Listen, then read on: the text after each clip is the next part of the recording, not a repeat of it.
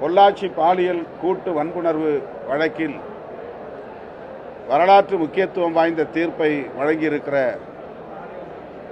நீதிபதி அவர்களுக்கு விடுதலை சிறுத்தைகள் கட்சியின் சார்பில் எமது நெஞ்சார்ந்த பாராட்டுகளை தெரிவித்துக் கொள்கிறோம்.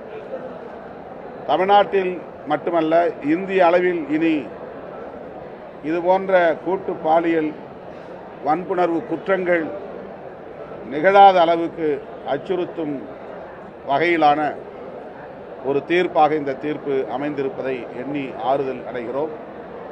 அதனை வரவேற்கிறோம், பாராட்டுகிறோம். அந்த வழக்கை விரைந்து முடித்த சிபிஐ அதிகாரிகளுக்கும் எமது பாராட்டுகளை தெரிவித்துக் கொள்கிறோம்.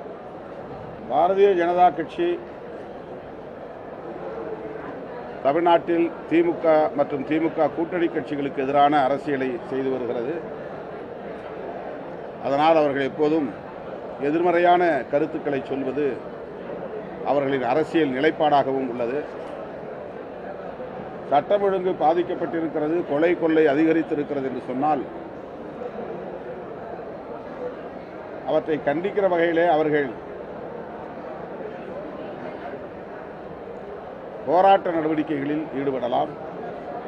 வாய் புளித்ததோ மாங்காய் புளித்ததோ என்கிற வகையிலே வெறுமன குற்றச்சாட்டுகளை மட்டும் சொல்லிவிட்டு போனால் போதாது. இன்றைக்கு வடகாடு சாதி வெறியாட்டத்தை பற்றி அவர்கள் எதுவும் பேசவில்லை. சட்டம் ஒழுங்கு பாதிக்கப்பட்டிருக்கிறது என்றால் இதுபோன்ற சாதிய வன்கொடுமைகளையும் கண்டித்தவர்கள் மக்களை திரட்டி ஆர்ப்பாட்டம் நடத்த வேண்டும். அதுதான் அரசியல் நேர்மையாக இருக்க முடியும்.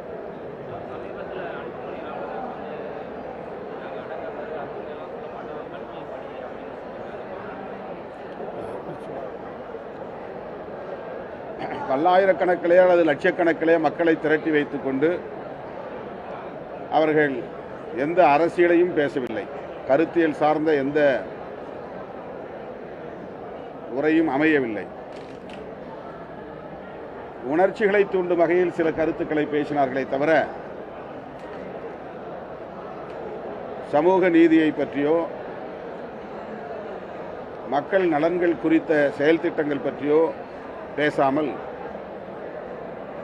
விடுதலை சிறுத்தைகளை சீண்டும் வகையில் பேசியது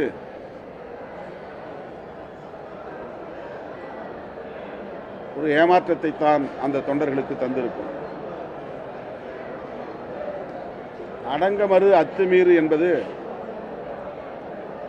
ஒரு குறிப்பிட்ட சாதிக்கான முழக்கம் அல்ல.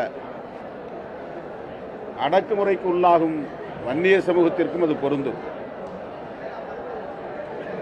உலகத்தில் எந்த மூலையில் யார் ஒடுக்கப்பட்டாலும் ஒடுக்கப்படுகிற மக்கள் அஞ்சி ஒதுங்கிவிடக்கூடாது, முடங்கிவிடக்கூடாது, போர்க்குணத்தோடு வெகுண்டெழ வேண்டும் என்று சொல்லுகிற ஒரு அரசியல் முழக்கம் அது. அந்த முழக்கத்தை ஒரு சாதிய முழக்கமாக சுருக்கி பார்க்கிறார்கள். அது அவர்களுடைய அணுகுமுறை, அவ்வளவுதான். பிளே ஸ்டோர் மற்றும் ஆப் ஸ்டோரில் இருந்து பாலிமர் செயலியை QR கோடு மூலம் பதிவிறக்கம் செய்யுங்கள். செய்திகளை உடனுக்குடன் பெறுங்கள்.